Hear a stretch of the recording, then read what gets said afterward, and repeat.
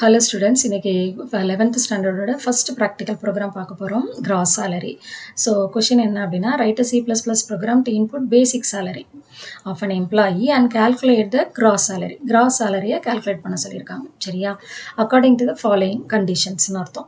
So மூணு condition கொடுத்திருக்காங்க. First வந்து basic salary less than 25000 இருந்ததுனா HRA 20%, DA வந்து 80%. அதே basic salary வந்து greater than or equal to 25000 அதாவது 25000 ரூபாய்க்கு மேல இருந்ததுனா HRA வந்து 25%, இது DA வந்து 90%. greater than or equal to 40000 க்கு மேல இருந்ததுனா HRA வந்து 30%,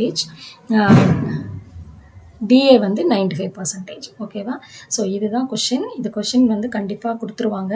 இதை பேஸ் பண்ணி தான் நம்ம ப்ரோக்ராம் எழுதணும். ஸோ இந்த நம்பர்லாம் நீங்கள் மனப்பாடம் பண்ண வேண்டிய அவசியமே இல்லை. ஸ்ட்ரக் ஆச்சுன்னா நீங்கள் இந்த பார்த்து கூட நீங்கள் ப்ரோக்ராம் எழுதிக்கலாம். லாஜிக் மட்டும் உங்களுக்கு புரியணும். புரிஞ்சதான் ப்ரோக்ராம் எழுதுறது ரொம்ப ஈஸி. ஓகேவா? ஸோ ஃபஸ்ட்டு என்னென்னா இன்புட் பேசிக் சேலரி. அப்போ ஒரே ஒரு வேல்யூ தான் நம்ம வாங்குகிறோம். எது? பேசிக் சேலரி. பேசிக் சேலரின்றதுனால பேசிக் அப்படின்னு நம்ம வச்சுருக்கோம். சரியா?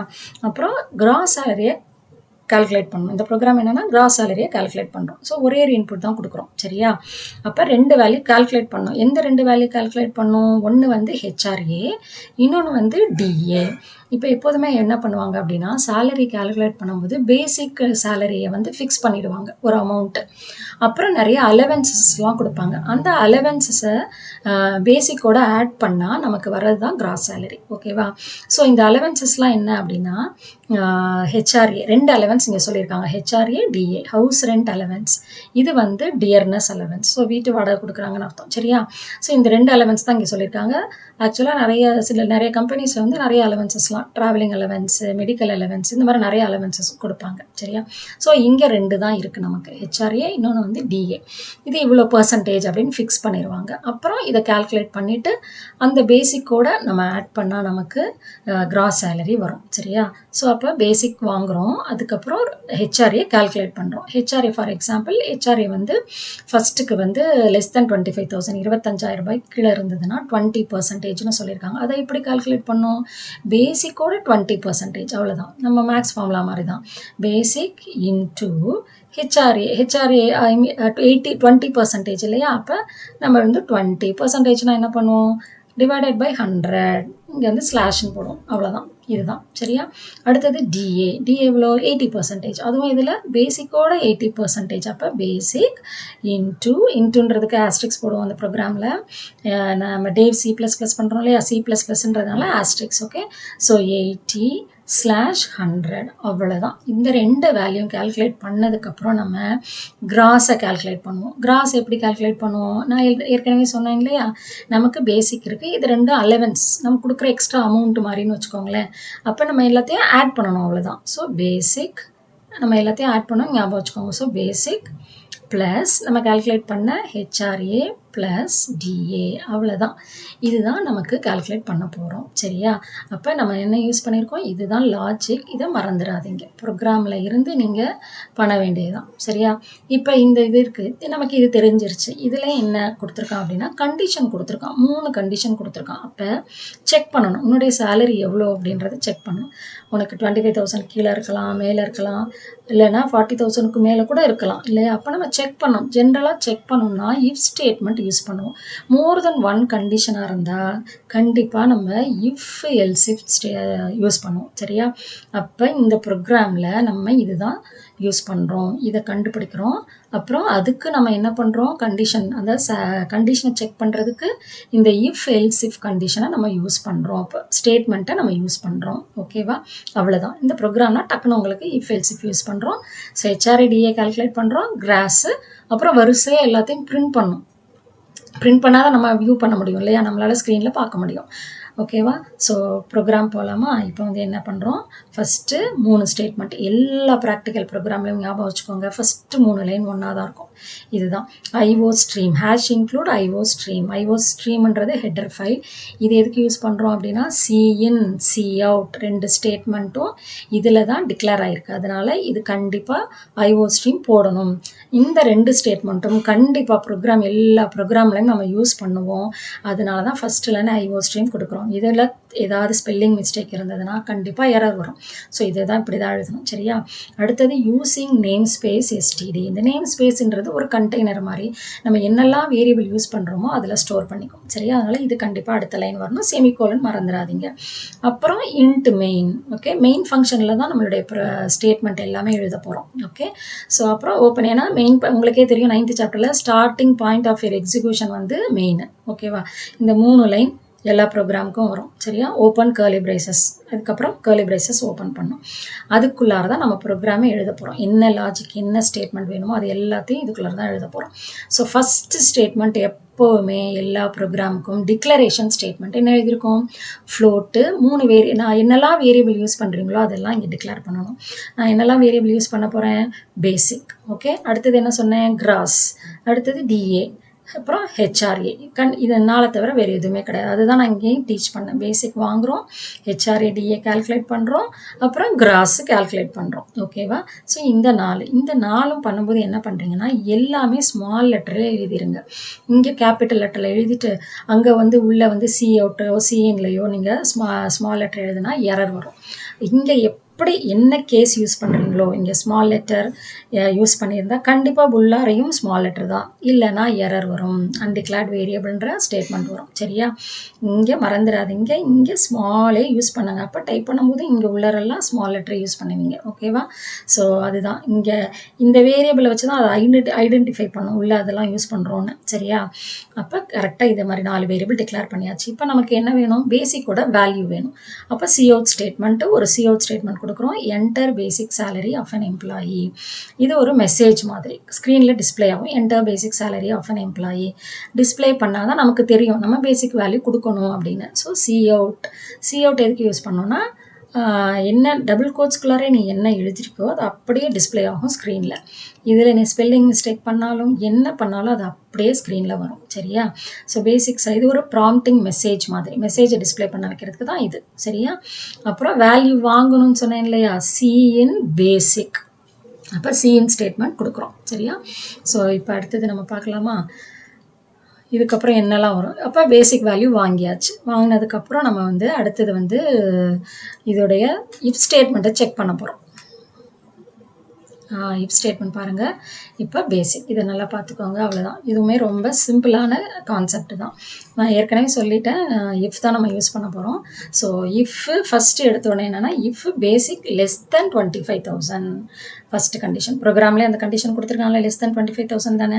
அப்போ 2 ஸ்டேட்மெண்ட் உள்ளார எழுத போகிறோம். அதனால என்ன பண்ணுறோம்? கர்லி பிரேசஸ்க்குள்ளார போடுறோம். டிஏ வந்து பேசிக் இன்ட்டு 80/100, ஹெச்ஆர்ஏ = பேசிக் இன்ட்டு 20/100. இந்த 2 வேல்யூ கால்குலேட் பண்ணியாச்சு.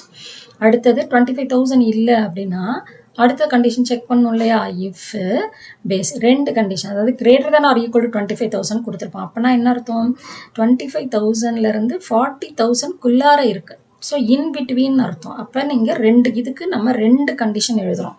பேசிக் greater than or equal to 25,000 and ampersand 2 and operator என்னது 2 ampersand sign. Basic less than 40,000 இது கண்டிப்பாக போடணும். இஃப் ஸ்டேட்மெண்ட்டில் கண்டிஷன் வேணும்னா அது வந்து பேராந்தசிஸ் யூஸ் பண்ணணும். இந்த சிம்பிள் பேராந்தசிஸ் மிஸ் பண்ணிங்கன்னா எரர் வரும். அப்புறம் இதுக்கு வேல்யூ என்னது? பேசிக் இன்ட்டு 90/100. ஹெச்ஆர்ஏ வந்து பேசிக் இன்ட்டு 25/100. இது 90/100. இதுவுமே நீங்கள் கண்டிஷன் மேலே வேணால் செக் பண்ணிக்கலாம். அடுத்தது வந்து if else if basic greater than or equal to அதிலே கொடுத்துருப்பான். Greater than or equal to அதிலே கொடுத்துருப்போம். அதை பார்த்து அப்படியே எழுத வேண்டியதான். 40,000க்கு மேலே இருந்தால் 95/100, இது 30/100. ஓகேவா? 30/100. ஸோ எல்லாமே கால்குலேட் பண்ணிட்டோமா? இப்போ நம்ம ஹெச்ஆர்ஏடிஏ கால்குலேட் பண்ணியாச்சு. இதுதான் நான் சொன்னேன். அப்புறம் கிராஸ் சேலரி எப்படி கால்குலேட் பண்ணோம்? ஃபார்முலா நான் ஏற்கனவே சொல்லி கொடுத்தேன். Basic plus gross = basic plus HRA plus DA. 3த்தையும் ஆட் பண்ணால் நமக்கு வேல்யூ வந்துடும். கிராஸோட வேல்யூ கிடச்சிரும். சரியா? இப்போ நம்ம அடுத்தது வந்து என்ன பார்க்கணுன்னா எல்லாமே இப்போ நம்ம கிராஸ் சேலரி கால்குலேட் பண்ணிட்டோம். அப்போ நம்ம அடுத்தது என்ன போகணும்? நம்மளோட எல்லாத்தையும் டிஸ்ப்ளே பண்ண வைக்கணும். அப்போ சி அவுட் ஸ்டேட்மெண்ட் வரணும் இல்லையா? சி அவுட் ஸ்டேட்மெண்ட் எழுதணும். சி அவுட் ஸ்டேட்மெண்ட் பார்த்தீங்கன்னா இங்கே வந்து 4 ஞாபகம் வச்சுக்கோங்க. 1 2 3 4 5 சி அவுட் ஸ்டேட்மெண்ட் நம்ம யூஸ் பண்ணுறோம் இங்கே. சரியா?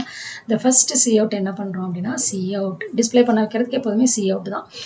இன்சர்ஷன் ஆப்ரேட்டர் /n/t பேசிக் பே டாட் நீட்டாக டிஸ்ப்ளே பண்ண வைக்கணுன்றதுக்காக தான் இந்த டாட் இதெல்லாம் கொடுத்துருக்காங்க. அப்புறம் பேசிக், இந்த பேசிக் இது டபுள் கோட்ஸு.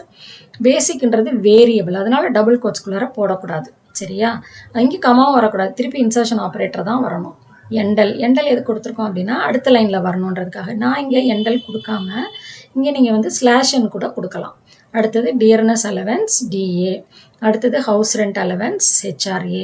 அப்புறம் எனக்கு வந்து கிராஸ் சேலரி பிரிண்ட் பண்ணுறதுக்கு ஒரு டாட் போட்டுட்டு அப்புறம் கிராஸ் சேலரி கிராஸ். ஓகேவா? ஸோ அப்புறம் ப்ரோக்ராம் ஃபுல்லாக முடிஞ்சிருச்சு. கீழே வந்து கிராஸை வந்து பிரிண்ட் பண்ணிட்டோம். இப்போ ஒரு கோடு போடணும். அதுக்கு என்ன பண்ணுறோம்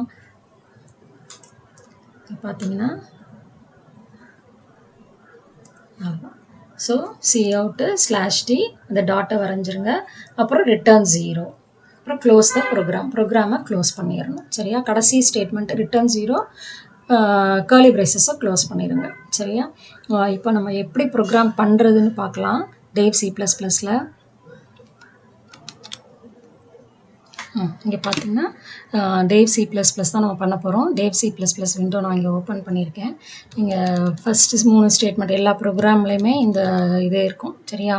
using namespace into main open curly braces, அப்புறம் லாஸ்ட்டாக வந்து ரிட்டர்ன் 0, அந்த மேலே நம்ம ஓப்பன் பண்ணோம்ல கர்லி பிரேசஸ், அது வந்து க்ளோஸ் ஆகணும். இது எல்லா ப்ரோக்ராம்லேயும் கண்டிப்பாக இது இருக்கும். சரியா? இப்போ நம்ம ப்ரோக்ராம் எழுத போகிறோம். ஃபஸ்ட்டு ஸ்டேட்மெண்ட் டிக்ளரேஷன் நான் ஏற்கனவே சொல்லியிருக்கேன். ஃப்ளோட்டு என்னெல்லாம் வேரியபிள் யூஸ் பண்ணுறோம்? Basic HRA DA gross GROSS gross semicolon. ஓகேவா? ஸோ இதுதான் டிக்ளரேஷன் ஸ்டேட்மெண்ட். இந்த 4 வேரியபிள் தான் நம்ம ப்ரோக்ராம்குள்ளார யூஸ் பண்ண போகிறோம். சரியா? இப்போ நம்ம வந்து பேசிக்கோட வேல்யூ வாங்கணும் இல்லையா? அப்போ சி அவுட் ஸ்டேட்மெண்ட் கொடுங்க. Cout enter the basic salary. Okay, enter the basic salary of an employee அப்படின்னு கொடுக்கலாம், இல்லை எப்படி வேணாலும் கொடுக்கலாம். ஓகேவா? அப்போ வேல்யூ வாங்கணும் அப்படின்னா என்ன பண்ணணும்? ரன் டைமில் நான் வாங்கணும். எக்ஸிக்யூட் பண்ணும்போது நான் இன்புட் கொடுக்கணும் அப்படின்னா cin statement. Cin extraction operator. ஓகேவா? டபுள் கிரேட்டர் தான் ஞாபகம் வச்சுக்கோங்க, மாற்றி போட்டுறாதீங்க. சிஎன் பேசிக். ஓகே, அவ்வளோதான், வாங்கியாச்சு, வேல்யூ வாங்கியாச்சு. இப்போ நம்ம செக் பண்ண போகிறோம். நம்ம டிஏ ஹெச்ஆர்யும் கால்குலேட் பண்ணோம் இல்லையா? அதுக்கு செக்கிங் இஃப் ஸ்டேட்மெண்ட். இஃப் பக்கத்தில் கண்டிஷன் கொடுக்கணும்னா கண்டிப்பாக பேராந்தசிஸ் யூஸ் பண்ணணும். ஃபஸ்ட்டு கண்டிஷன் என்ன சொன்னேன்? பேசிக். நம்ம அந்த கண்டிஷனை ஒரு தடவை பார்த்துடலாம். இங்கே பாருங்கள், பேசிக் சேலரி வந்து லெஸ் தேன் 25,000 இருந்ததுன்னா ஹெச்ஆர் 25,000 இருந்ததுன்னா ஹெச்ஆர்ஏ வந்து 20%, டிஏ வந்து 80%. So less than 25,000. So less than 25,000. ஓகேவா? பேசிக் லெஸ் தேன் 25,000னா என்ன பண்ணும்? கண்டிஷன் கொடுத்துட்டோமா? டிஏ ஃபஸ்ட்டு டிஏ கால்குலேட் பண்ணுறோம். DA is equal to basic asterisk நான் மேலே வந்து 25,000 போடல, 2,500 போட்டேன். ஓகே, இப்போ பேசிக் ஆஸ்ட்ரிக்ஸ் என்ன பர்சன்டேஜ்? டிஏ வந்து 80%. ஓகேவா? 80/100 செமிகோலன். ஓகே, டியோட வேல்யூ வந்து 80%/100. ஹெச்ஆர்ஏ வந்து 20. ஓகேவா? ஸோ ஹெச்ஆர்ஏ கம்மியாக இருக்கும், எப்போவுமே டிஏ தான் கூட இருக்கும். ஸோ ஹெச்ஆர்ஏ ஈக்குவல் டு பேசிக், அதே மாதிரி தான், பேசிக் ஆஸ்ட்ரிக்ஸ் 20/100 செமிகோலன். ஓகேவா? இப்போ நான் வந்து 2 ஸ்டேட்மெண்ட் எழுதியிருக்கோம் இல்லையா? அப்போ ஒரே ஒரு ஸ்டேட்மெண்ட் எழுதுனா நமக்கு கர்லி பிரேசஸ் தேவையில்லை. ஆனால் இஃபில் கண்டிஷன் ட்ரூவாக இருந்ததுன்னா 2 ஸ்டேட்மெண்ட் எக்ஸிக்யூட் பண்ணனா கண்டிப்பாக கர்லி பிரேசஸ் போடணும். சரியா? அதனால் நம்ம கர்லி பிரேசஸ் மறந்துட்டோம். ஸோ இது எதுக்கு நான் வந்து டைப் பண்ணலன்னா உங்களுக்கு சொல்லணுன்றதுக்காக தான் நான் டைப் பண்ணல. சரியா? ஸோ இப்போ வந்து பார்த்தீங்கன்னா கர்லி பிரேசஸ் ஏன் அப்படின்னா 2 ஸ்டேட்மெண்ட் இருந்ததுன்னா கண்டிப்பாக கர்லி பிரேசஸ் போடணும். இல்லைனா கரெக்டான ஆன்சர் வராது, எரர் வரும். சரியா? ஸோ இப்போ ஃபஸ்ட்டு கண்டிஷன் எழுதிட்டோம் இல்லையா? இப்போ அடுத்தது பார்த்தீங்கன்னா அடுத்தது என்ன சொல்லியிருக்காங்க? Basic salary greater than or equal to 25,000. அப்படின்னா என்ன அர்த்தம்? 25,000க்கு மேலே இருக்கணும், அப்புறம் 40,000 விட லெஸ் தெனாக இருக்கணும். ஏன்னா அடுத்தது வந்து நமக்கு வந்து greater than or equal to 40,000 கொடுத்துட்டாங்க இல்லையா. அப்போ நம்ம இந்த கண்டிஷன் வந்து 2 எழுதணும். அப்போ else if, நான் ஏற்கனவே சொன்ன மாதிரி நம்ம இந்த ப்ரோக்ராமில் else if யூஸ் பண்ணுறோம். So else if, okay, else பக்கத்தில் ஸ்பேஸ் விடுங்க. else if கண்டிஷன்றதுனால parenthesis போடுறோம். சரியா. பேசிக் வந்து என்ன கண்டிஷன், 2 கண்டிஷன் சொன்னோம் இல்லையா. So greater than or equal to 25,000. மேலே நீங்கள் வந்து லெஸ் தென் போட்டிருக்கீங்க, அதனால இங்கே வந்து greater than or equal to வரும் அப்படின்னு ஞாபகம் வச்சுக்கோங்க. ampersand பேசிக் வந்து லெஸ் தேன் 40,000. ஏன்னா அடுத்த கண்டிஷனில் கொஷினில் என்ன கொடுத்துருப்பான்னா greater than or equal to கொடுத்துருப்பான். அதனால இது லெஸ் தேன் கொஷின், அது பார்த்தீங்கன்னா உங்களுக்கு ஐடியா வந்துடும். ஸோ பேசிக் லெஸ் தேன் 40,000. ஓகேவா. ஸோ இப்போ இதை எழுதியாச்சு. இதுக்கு நம்ம வந்து ஹெச்ஆர்ஏவும் டிஏவும் கால்குலேட் பண்ணோம் இல்லையா. நீங்கள் டைப் பண்ணுறதுக்கு பதிலாக என்ன பண்ணலான்னா, ப்ரோக்ராம் எழுதினதுக்கப்புறம் எக்ஸிக்யூட் பண்ணும்போது இதெல்லாம் டிப்ஸு. ஓகேவா. இது ரெண்டையும் காப்பி பேஸ்ட் பண்ணிக்கோங்க. திருப்பி டைப் பண்ணி டைம் வேஸ்ட் பண்ண வேணாம். ஸோ காப்பி பேஸ்ட் பண்ணிவிட்டு டிஏ வந்து என்ன வேல்யூ, இப்போ டிஏ வந்து இதுக்கு வந்து என்ன வரும், 90% கொடுத்துருக்கான். சரியா. 90, இது வந்து 25%. ஸோ இதை ரெண்டை மட்டும் மாற்றினீங்கன்னா போதும், ஃபாஸ்ட்டாக டைப்பிங் ஒர்க்கு முடிஞ்சிடும். ஓகேவா. ஸோ 25/100 பாருங்கள், 25%, இது 90 போட்டாச்சா. இப்போ அடுத்தது வந்து 30, 95 கண்டிஷன் என்ன கொடுத்துருக்கான் அதிலே, இதை பார்த்தே நீங்கள் எழுத வேண்டியதான், greater than or equal to. ஓகேவா. ஸோ மறந்துருச்சுன்னா நீங்கள் டக்குன்னு பார்க்குறதுக்கு தான் இந்த டிப்ஸ் எல்லாம். ஓகே. ஸோ இங்கேயும் எல்ஸ் போடலாம், இல்லைனா புக்கில் கொடுத்த மாதிரி else if. Okay. else if போட்டு பேசிக் greater than equal to 40,000. Okay. 40,000 இருந்ததுன்னா என்ன பண்ணணும், திருப்பி open the curly braces open பண்ணுங்கள். 2 ஸ்டேட்மெண்ட் வரும். நம்ம ஏற்கனவே Ctrl C கொடுத்தோம் இல்லையா, திருப்பி Ctrl V கொடுத்துருங்களேன், அதே ஸ்டேட்மெண்ட் பேஸ்ட் ஆகிடும். அவ்வளோதான், டைப்பிங் ஃபாஸ்ட்டாக முடிஞ்சிடும் உங்களுக்கு. ஸோ இங்கே வந்து 90 போன தடவை, இப்போ வந்து 95. ஓகே. ஸோ 95 அண்ட் இது வந்து 25. ஏற்கனவே 25 இருந்ததா, இது வந்து 30. நீங்கள் கொஷனை வந்து ரெஃபர் பண்ணிக்கோங்க. சரியா. ரெஃபர் பண்ணிங்கன்னா உங்களுக்கு வந்து இது கன்ஃபியூஷன் வராது. ஸோ இங்கே பாருங்கள் 30, 95. ஓகேவா. ஸோ அவ்வளோதான், பார்த்து எழுதலாம். இந்த வேல்யூஸ்லாம் மனப்பாடம் பண்ண வேண்டிய அவசியமே இல்லை. ஓகேவா. இதில் நான் என்ன சொன்னேன்னா, இதில் வந்து இந்த மாதிரியும் பண்ணலாம், இல்லைனா இதுக்கப்புறம் இன்னொரு கண்டிஷனே இல்லை, அப்போ என்ன பண்ணலாம் அப்படின்னா, இந்த எல்ஸ் இஃப்ன்றதை எடுத்துடணும். வெறும் எல்ஸ் மட்டும் கொடுத்துட்டு கீழே வந்து இந்த 2 ஸ்டேட்மெண்ட்டும் எழுதலாம். ஸோ அப்படியும் எழுதலாம், எக்ஸிக்யூட் ஆகும், அதுவும் கரெக்டு தான். சரியா. இல்லைனா புக்கில் இருக்கிற மாதிரி எல்ஸ் இஃப் கொடுத்து இந்த கண்டிஷனை எழுதலாம். சரியா. ஸோ இப்போ நம்ம எல்லாமே டிஹெச்ஆர்ஏ கால்குலேட் பண்ணியாச்சு. இப்போ நம்ம அடுத்த ஸ்டெப் என்னது, கிராஸ் சேலரி கால்குலேட் பண்ணோம். Gross is equal to basic plus DA plus HRA. நம்ம கால்குலேட் பண்ண எல்லாத்தையும் ஆட் பண்ண வேண்டியதுதான். ஓகேவா. இப்போ நம்ம வரிசையாக பிரிண்ட் பண்ண வேண்டியதுதான். ஃபஸ்ட்டு எடுத்தோன்னே என்ன பிரிண்ட் பண்ண போகிறோம், சி அவுட். அப்போ நம்ம சி அவுட் ஸ்டேட்மெண்ட் தான் பிரிண்ட் பண்ணுறதுக்கு யூஸ் ஆகும். ஸோ ஸ்க்ரீனில் எனக்கு தெரிய வைக்கணும், அப்போ என்ன ஆகும், சி அவுட் ஸ்டேட்மெண்ட் யூஸ் பண்ணணும். ஸோ சி அவுட் போட்டால் எப்போதுமே நம்ம டபுள் கோட்ஸ்குள்ளார தான் மெசேஜ் கொடுக்கணும். சரியா. சி அவுட் வந்து மெசேஜாக இருந்தால் டபுள் கோட்ஸ்குள்ளார, வேரியபிள் இருந்தால் டபுள் கோட்ஸில் கொடுக்கக்கூடாது. சரியா. ஸோ /n அடுத்த நீட்டாக அடுத்த லைனில் வரணுன்றதுக்காக தான் இந்த /n/t கொஞ்சம் தள்ளி இருக்கணும்ல, ஸ்க்ரீனை ஒட்டி வரும், அதனால தான் /t கொடுத்துருக்கோம். சரியா. ஸோ ஃபஸ்ட் என்னது, பேசிக் சேலரி கொடுக்கலாம், இல்லைனா நீங்கள் வந்து இப்படியே பேசிக்னு விட்டுறலாம். சரியா. ஸோ டாட் போடுங்க, அப்போ நீட்டாக வரணுன்றதுக்காக தான் இதெல்லாம், ஃபார்மேட்டிங் வந்து நீட்டாக இருக்கணுன்றதுக்காக தான். ஸோ இந்த பேசிக்னு சொல்லிட்டு அந்த வேல்யூ வேணும் இல்லையா, நான் 30,000 கொடுத்துருக்கேன் அப்படின்னா அந்த நம்பர் வேணும் எனக்கு. அந்த நம்பர் எதில் இருக்குது, பேசிக்கில் இருக்குது.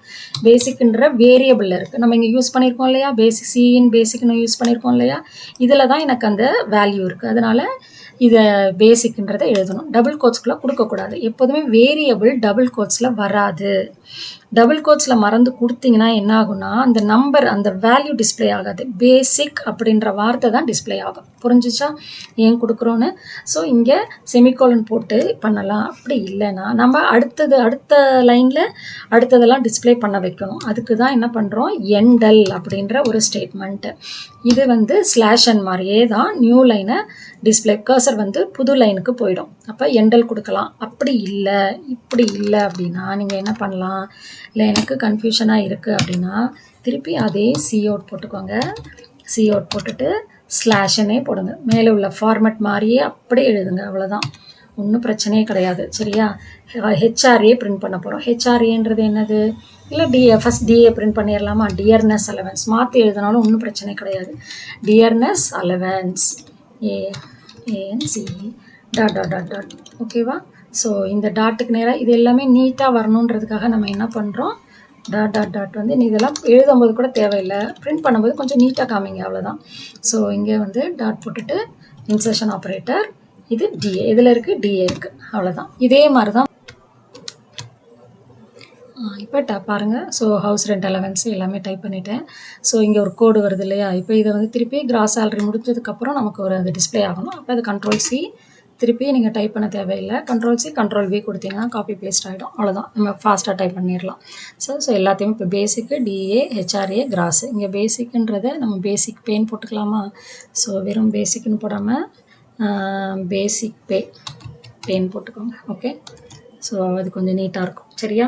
ஸோ இப்போ எல்லாமே முடிஞ்சிருச்சா, நமக்கு ப்ரோக்ராம் முடிஞ்சிருச்சு. So return 0 semicolon close the curly braces, அவ்வளோதான். நம்மளுடைய ப்ரோக்ராம் முடிஞ்சிருச்சு. இப்போ நம்ம வந்து கம்பைல் பண்ணோம் இல்லையா, ஸோ ஃபைலை சேவ் பண்ணிடலாம். ஸோ நெக்ஸ்ட் ஸ்டெப் வந்து கம்பைல் பண்ணணும். இப்போ கம்பைல் பண்ணுறது எக்ஸிக்யூட் கம்பைல் அண்ட் ரன், இல்லைனா F11 ஓகேவா. ஸோ நியூ ஃபைல் ஓப்பன் பண்ணால் ஃபைல் நியூ ஃபைல், அப்படி இல்லைன்னா Ctrl+N. இங்கே பாருங்கள், அடுத்தது பண்ணணும்னா ஃபைல் நியூ போயிட்டு பண்ணலாம், இல்லைனா Ctrl+N கொடுக்கலாம் சரியா. அதே மாதிரி கம்பைல் பண்ணுறதுக்கு கம்பைல் அண்ட் ரன் இல்லைனா F11 ஃபங்க்ஷன் கீயை கிளிக் பண்ணணும். ஸோ கம்பைல் அண்ட் ரன் கொடுக்குறேன் நான். ஸோ ப்ராசஸ் பண்ணிகிட்ருக்கு. எரர் இருந்ததுன்னா எரர் காமிக்கும்.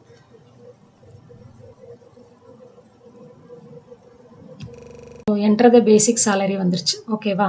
ஸோ இப்போ வந்து நம்ம வந்து 25,000, ஸோ எரர் எதுவுமே இல்லை. இப்போ நம்ம வந்து 25,000 நான் டைப் பண்ணுறேன்.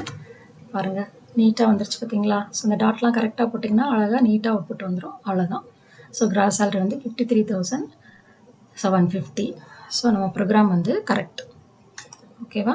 ஸோ நான் வந்து இங்கே ஏதாவது தப்பு பண்ணிங்க அப்படின்னா இங்கே பாருங்கள், நான் பேசிக்கில் வந்து நான் சப்போஸ் கமா போடலைன்னு வச்சுக்கோங்களேன். இப்போ நான் வந்து கம்பைல் பண்ணுறதுக்கு F11 எரர் வருது. பேசிக் வாஸ் நாட் டிக்ளேர்டு அப்படின்னு வருது. ஸோ இந்த பேசிக்கை வந்து பார்க்குது, ஆனால் பேசிக்ன்ற வேரியபிள் இங்கே டிக்ளரேஷனில் இல்லை, அதனால எரர் வருது சரியா. இந்த மாதிரி எரர் வந்ததுன்னா அப்போ நீங்கள் வந்து டிக்ளரேஷன் ஸ்டேட்மெண்ட்டை உடனே பார்க்கணும். வேரியபிள் வந்து கரெக்டாக டிக்ளேர் பண்ணலான்னு அர்த்தம். இங்கே கேபிட்டல் லெட்டர் கொடுத்துக்கலாம், இந்த மாதிரி கமா கொடுக்காமல் இருக்கலாம், அந்த மாதிரி சரியா. ஸோ கமா கொடுத்துட்டு இப்போ கம்பைல் பண்ணால் கரெக்டான ஆன்சர் வரும். ஓகே சில்ட்ரன், இந்த வீடியோ உங்களுக்கு பிடிச்சிருக்குன்னு நினைக்கிறேன். நீங்கள் வந்து லைக் பண்ணுங்கள். உங்களுக்கு பிடிச்சிருந்தா நீங்கள் லைக் பண்ணுங்கள், ஷேர் பண்ணுங்கள் உங்கள் ஃப்ரெண்ட்ஸ்க்கு. அடுத்த ப்ரோக்ராம்லாம் அடுத்தடுத்த வீடியோவில் போடுறேன். அகிலா கம்ப்யூட்டர் கிளாஸ்க்கு சப்ஸ்கிரைப் பண்ணுங்கள். தேங்க்யூ.